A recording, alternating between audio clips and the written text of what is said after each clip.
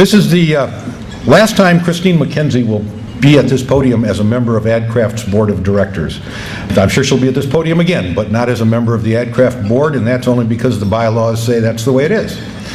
But Christine has served this organization with unbelievable distinction for the last 8 years as a board member, chair of the Education Committee, made great contributions, and of course as a member of the Executive Committee, and last year as the president of AdCraft. And it's just a pleasure to welcome her. How about a big round of applause for Christine McKenzie?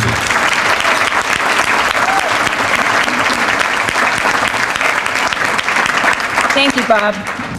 Now, obviously, I was very pleased to be asked to step in for Michael today, given that it is Daimler Chrysler Day. And of course, Daimler Chrysler is very proud to be part of the Detroit Club. And we really appreciate supporting this great marketing community. And I'm sure all of you are out there drooling over that new anything but cute Caliber that's sitting outside. That's certainly one great vehicle. And how about that very sexy Crossfire? Hopefully you saw that. And the very new Jeep Compass. They're all outside, so please make sure you take a look at them as you're leaving. What I now have to do is introduce my boss. And in true managing up fashion, I will now delegate the rest of the work to him.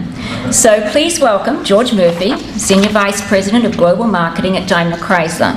George has a few words to say about the Ad Council, and then he will introduce our very prestigious guest speaker. So I'll leave it over to George. That was pretty easy, Christine. Yeah.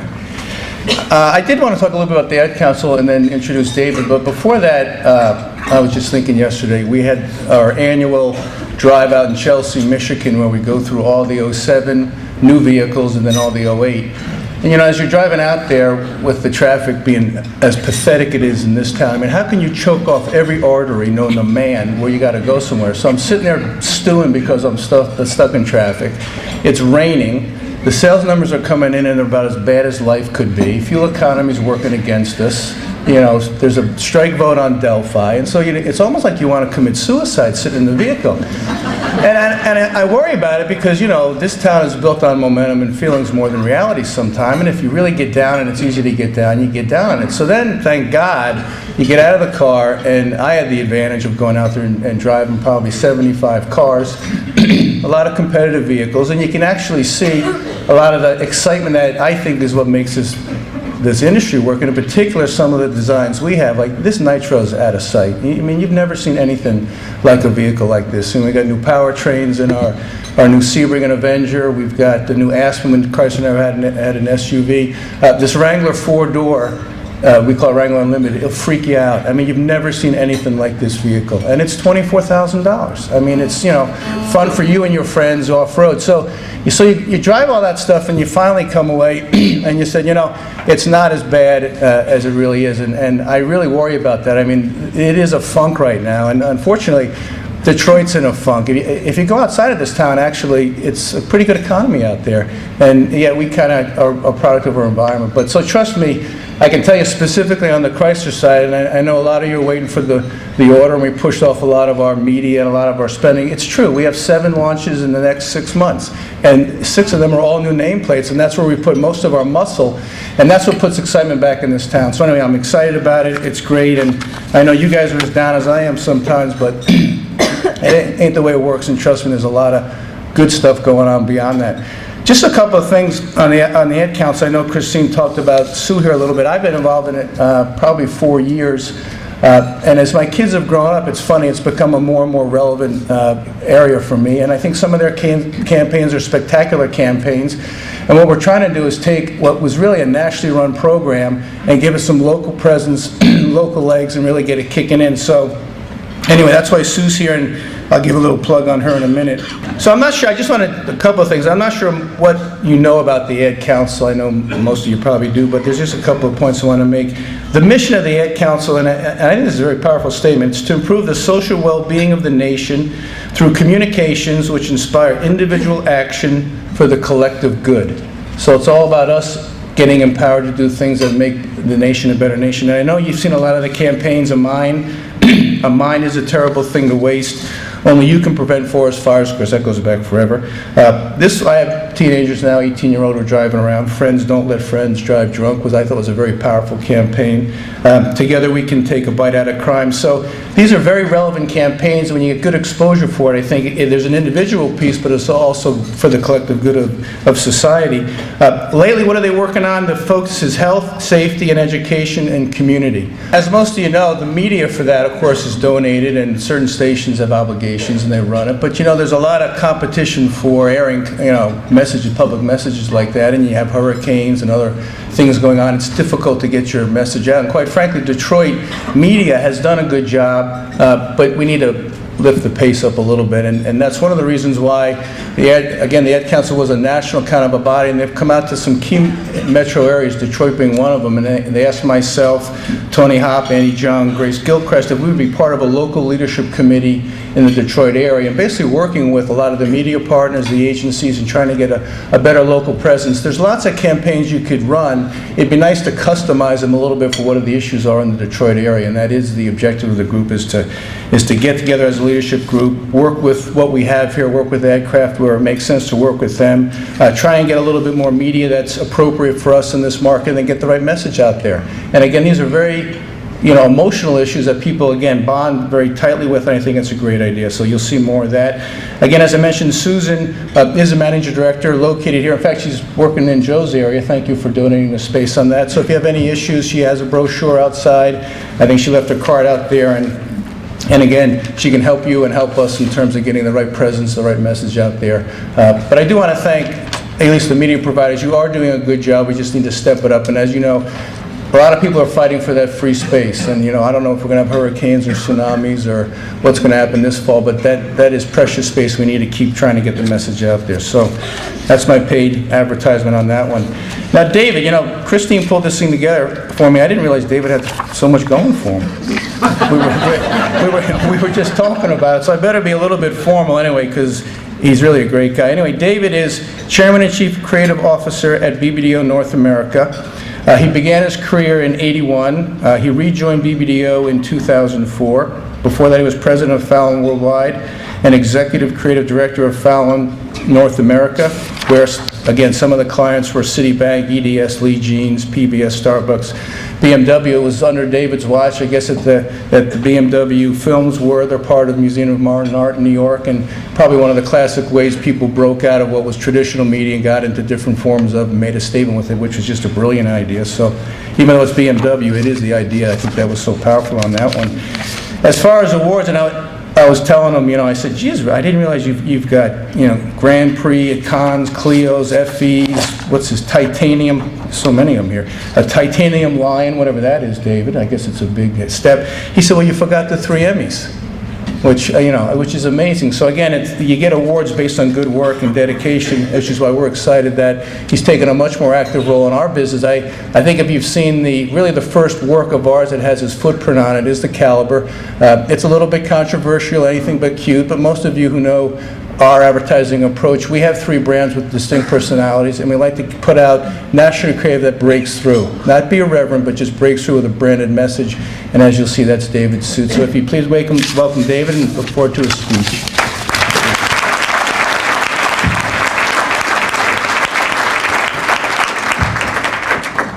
Well, thank you, George. Thank you all for coming today. Thank my BBDO and Chrysler friends, too. I was on the plane like 2 weeks ago, and I heard these 2 guys talking about, they were talking about their business, and they were using like 8 million sports metaphors. Everything was a sports metaphor. The team has to unite behind it. They're talking about sports. And I've been thinking about how we all use sports metaphors. But I thought about it, and I thought, like, when you win a gold medal at the Olympics, you're forever a gold medal winner. You're forever a champion. Or if you win the World Cup is kind of, you're forever the World Cup champion. It can never be taken away. And here in the NBA, if the Pistons win and they get the ring, in fact, they have one, no matter what happens in this playoff, they won 2 years ago, they always have that bling in the ring, and they show up, and they're older, and they wave to the crowd with their ring. Can't take it away. Not only that, but after you win, you get to have an off season where you relax and think about what you accomplished, and it's just great, and you get to recapture and rethink about everything you did. And even if you have a disgusting, sordid life afterwards, well, the guy's still the champ. He's still the champ, so they can never take that away. So I thought about our business. So take BBDO, if I may brag about us for a second. We were Agency of the Year in Ad Age. We were Global Agency of the Year in Ad Week. Campaign Magazine, the equivalent in London. We were Network of the Year. So it's the first time all three magazines award the same agency in history. But I can assure you, as soon as we do something wrong or screw up or whatever, we'll get the same magazines will give us the... Yeah, I'm waiting for this one. So we don't get an off season, right? So I realized sports metaphors in business are irrelevant and actually hold us back because they're used in ways where there's some kind of victory line, which there never is in our industry. You have a 40-year career, 30-year career, it's a 30-year season. It never ends. You're only as good as the last thing you did a week or two ago. Whatever you accomplish, whatever medals or awards or magazines evaporate, and they're ready to jump on your case. And it's just, so once you accept that, you realize, well, hey, this is a long-term thing, and we have to try things and experiment things and do new things because we cannot rest on just whatever we did a year ago. So that's one observation. Another observation is a lot of people talking about how big agencies are obsolete. I agree with that, coming from one, but I also think this, so are small agencies. The only agencies that are not obsolete today are good ones. And the good ones are the ones who are trying to find the new ways to delight their clients' customers. Another thing that I think is a truth, insight has never been more important. I don't know if you've heard of Phil Duesenberry. He's my legendary predecessor, and he just wrote this book. He did the Michael Jackson spot where he accidentally caught on fire 20 years ago. That's why. But actually, the book should have been called "Read This Book About Insights and Become Incredibly Smart." Insight has never been more important. And he uses in the book the metaphor, the old cliche about how if you give a guy a fish, he can eat for a day, but if you teach him to fish, he can eat for a lifetime. That's what an insight does. An idea kind of lasts a little bit, but an insight can inform a brand or a client to have millions of ideas through years. And in today's world where we're trying to go beyond just 30 seconds in print, you need a great insight so you can come up with campaigns that can wrap its arms around 15 different mediums. This is one that I personally learned. A lot of clients will say to you, well, we feel like we're getting old and now we got to focus on youth. Let's just go for youth. What I found in every case, whether it be Pepsi, whether it be anybody, is you focus on one constituency, you polarize everybody else, you lose those sales of the people who are really buying your product, and then agency gets fired. So luckily we have not done that. Pepsi has not fired us, but every time there's a crisis in any agency, and when you read about reviews, usually it's because they focused on one constituency. We must be youthful. I think that's the future. Youthful means everybody can get in on it and enjoy it and like it. Focusing on one constituency, mistake. Now, no matter what your organization, whether you're a client, whether you're an agency, whether you're a media company, whatever you are, the one on the left, bad. Where everybody's sort of going off their own different direction and just trying to get theirs and get their thing going. And your companies must be aligned companies where everybody has the same mission and goal, because only then can you move forward. And in today's competitive world, you have no choice but to be an aligned company with zero politics. It is possible. We're accomplishing that at BBDO. But the way I express the BBDO is anybody who's not at BBDO, hate them. Yes, they're your enemy. Silo mentality has to go. It used to be, media's doing their thing, research doing their thing, creative does their thing.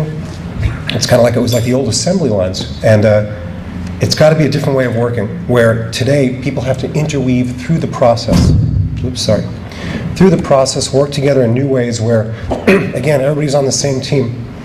We're having great success with this at BBDO, and I know some companies out there are too, but I think that is how people have to work today. Another thing, our worst enemy in this climate is malicious obedience. And by that I mean yesing to death the client just to keep business. Yes, yes, yes, yes. I believe Elvis's Memphis Mafia was very guilty of this. They yesed him to death, and one day they came in and he was dead on the toilet. And they're like, God, what happened? And now they're sitting in a trailer park somewhere. You cannot just tell the boss everything they want to hear. You need to be, now I'm not saying be malicious with it, I'm saying there has to be a partnership. And what our agency has done, the partnership we've decided to be, is we are now chefs, not waiters. The waiter just takes the order. At the end of the food chain, they just bring back whatever the client asks for, whereas chef brings you these sumptuous meals you didn't know you could have. And once you get a taste, you're damn glad you got them, and you want more. And that's how agencies today add value, bringing surprising new things that will delight the client's customers. It's an odd metaphor, I know, but it's working well. And to be a chef really takes confidence. So I recommend to all my agency compatriots, get off the back of your heels. Feel good about these great ideas you're bringing your clients. Stop being afraid to show them or sell them. Play offense, which is what the Cavaliers are now doing. They're going for it. Be a nimble, responsive, always thinking, ever creative, ever delighting the client with new things, batch of chefs. That's how you add value, as opposed to, what am I getting for my money? Because I asked for a thing, they brought it, but what am I getting, adding value? One of the reasons this Caliber is doing so well, I like to think our advertising, but it's a great value. They're getting more for less. And to quote somebody from this town, when they asked him at the end of his life, well, how did you know to do cars? How did you know to do the whole production? Did you do research? Did you ask the customer? He said, if I asked the customer, they just would have said, give me a faster horse. So he had the confidence to follow a vision. Now here's another interesting insight, I think. BBDO 3 years ago did a study, and the study compared 1985 media to 2003. But even though it's 2006, I think it still applies. In fact, it's probably even more exaggerated now. So think about this. In 85, you had an average of 14 TV channels. In 03, you have an average of 91. 85, you had a little over 11,000 magazines. 3 years ago, you had over 17,000. 85, you had 9,500 radio stations. 3 years ago, over 13,000.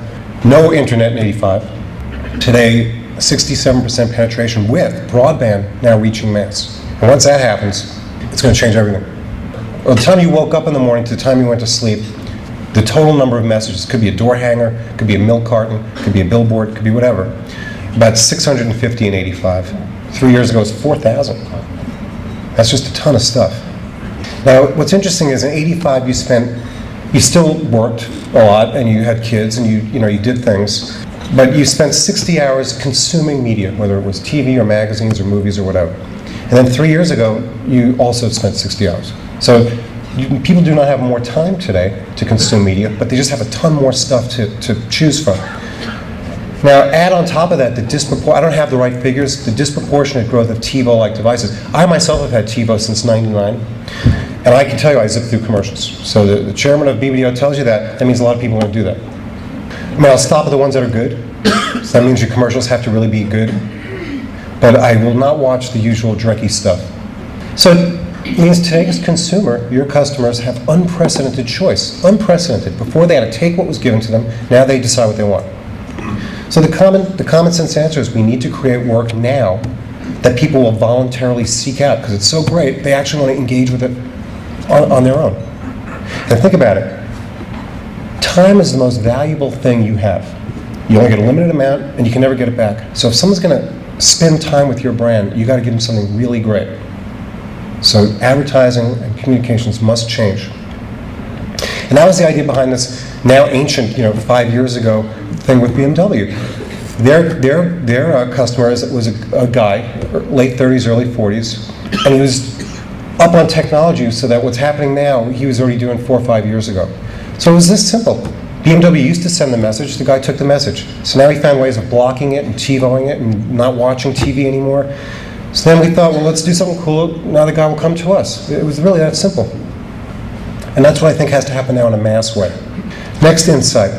I believe there is no killer app. Everybody's saying to me, well, what's the next thing? What's the next 30-second commercial? What's the next film? There is none. I think what it is tailored programs using a lot of different interesting mediums around a big magical idea. In other words, the agencies today have to have a lot of different colors on their palettes. They can't just have the 30 and 60 color. They have to have all these different interesting new things they can do to create a magical program tailored for individual clients.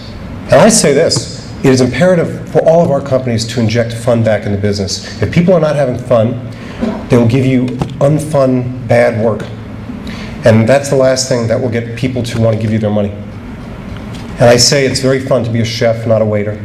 And I ask us all to try new things and to lead our industries, no matter which areas and companies we're in, to crack what's happening, what George was talking about, the depressing things he was talking about, and start a new great ride, not only in our industry, but in the country.